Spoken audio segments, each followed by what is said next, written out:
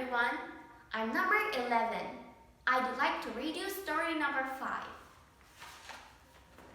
The Boogie Beast. There was once a woman who was very, very cheerful, though she had little to make her so, for she was old and poor and lonely.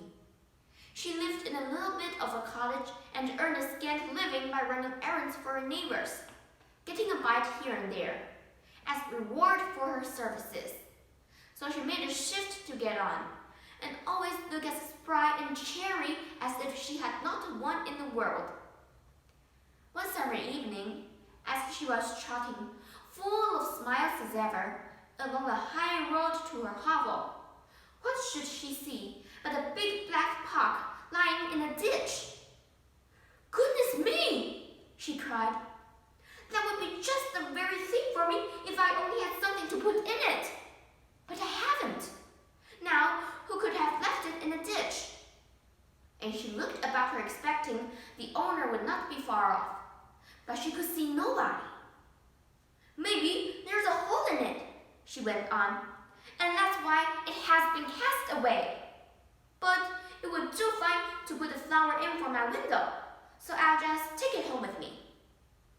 And with that, she lifted the lid and looked inside. "Mercy me!"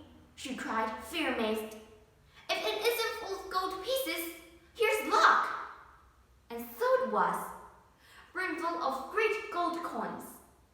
Well, at first, she simply stood stock still, wondering if she was standing on her head or her heels.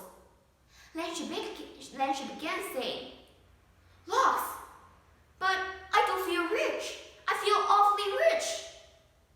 After she had said this many times, she began to wonder how she was to get her treasure home. It was too heavy for her to carry, and she could see no better way than to tie the end of her shawl to it and drag it behind her like a go-kart. "It will soon be dark," she said to herself as she trotted along. "So much the better. The neighbors will not see what I'm bringing home, and I shall have all the night to myself and be able to think what I'll do. Maybe I'll buy the grand house and just sit by the fire with a cup of tea and do no work at all like a queen. Or maybe I'll bury it at the garden foot and just keep a bit in the old china teapot on the chimney piece. Or maybe, goody, I feel so grand I don't know myself." Thank you for listening.